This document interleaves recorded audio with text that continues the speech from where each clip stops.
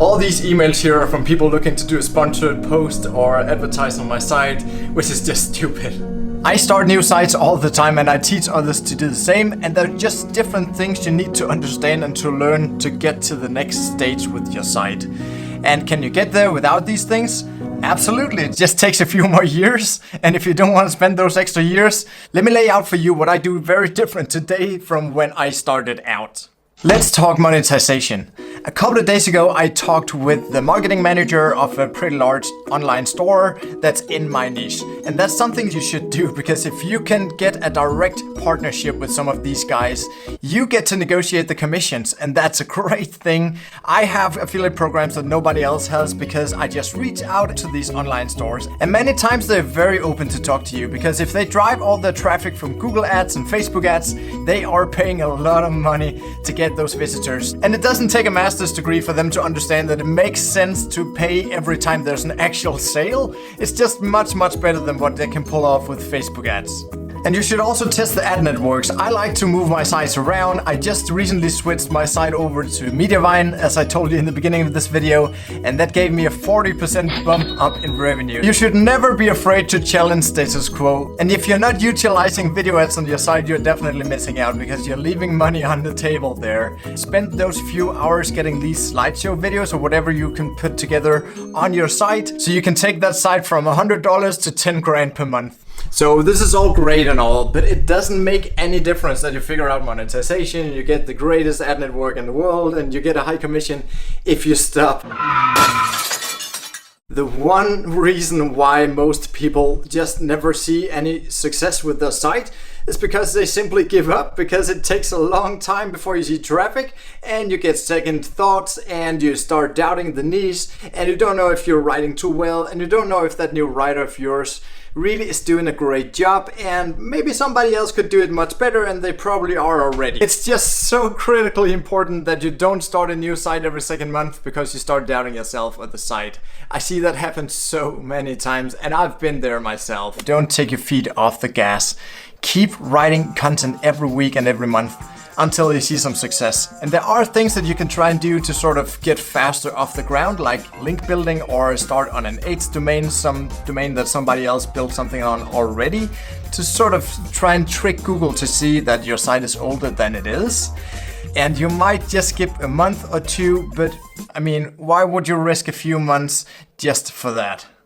It might also destroy your site altogether. I've seen sites started on a pretty funny domain that just never got off the ground. The next thing you need to do sooner than later is to find another good writer. It's super scary the first time you hire somebody else to write on your site, but here are some numbers to comfort you a little bit.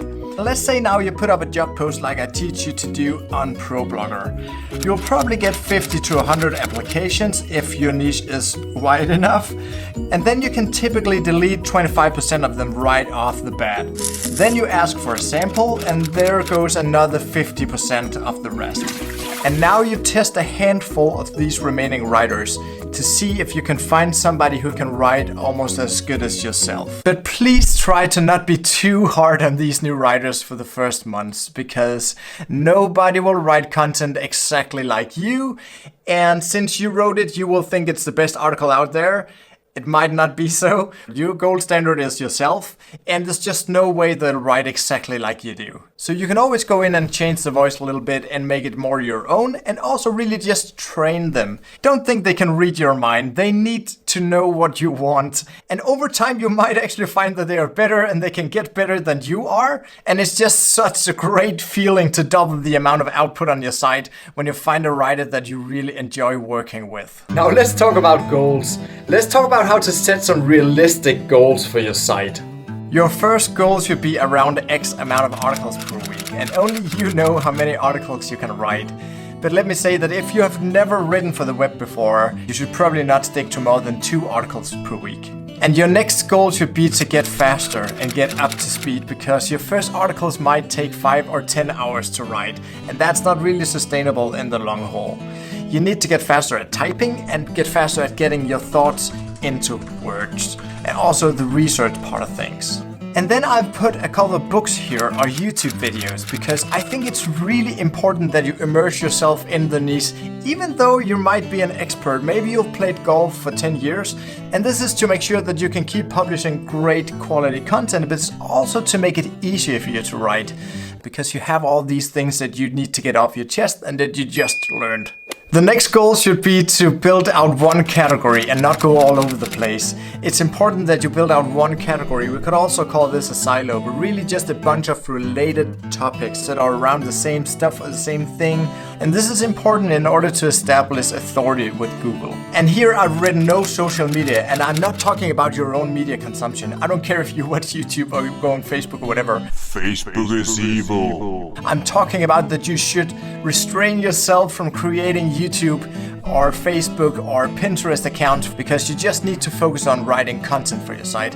That's the best advice I have, because as soon as you start getting into Pinterest, Instagram and whatnot, it will just consume so much time that you need to pour into writing at this stage. If you want to get faster to $1,000 and to 10 grand per month, you just need to get into a good routine of creating articles for your site and stop building communities around your site, because that will not move the needle. 90% of the traffic you'll get to your site will be from Google organic traffic if you follow the strategies and the methods that I have, and those are the best visitors because it's a super stable traffic source. Once you're there and you see 50,000 page views on your site or whatnot, then you can start going into Pinterest or YouTube if that's what you want to do. And what matters here is consistency. It's really important that you keep putting content on the site and that you don't abandon it for a month or two because you get discouraged.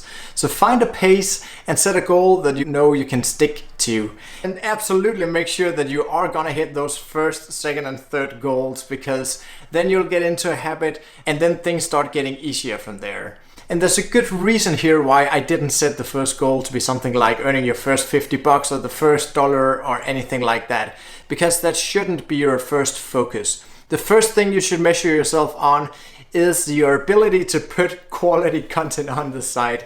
And don't think too much about making those first 50 grand, because they will come eventually if you just start focusing on great content. Because if you focus on making the first dollar or the first sale on Amazon or whatever, then you will quickly shift into writing reviews. And that's really not where you should start, because that's typically not where you find the easiest topics to write on. Wait a little bit in the beginning and just make sure that you get into a good habit of writing and choose some of the topics that are easier, because you're gonna need all the support you can get from yourself and everybody else. You just need to start somewhere where it's easy for you and where you have some initial energy around those topics, something that you would like to write about. And you might not have 20 hours per week, and that might also mean that you might not get to where this site here is in 20 or 22 months. But you can definitely get there. This site here only had like 5 articles per week. Can you do 2 articles per week? One other thing that can and will hold your site back if you don't figure this out right from the start is to get started in a good niche. And it's not only that your site will never take off, it's also very much related to how much you're gonna earn with the site. So this other video will help you out with that and help you get started in a good niche.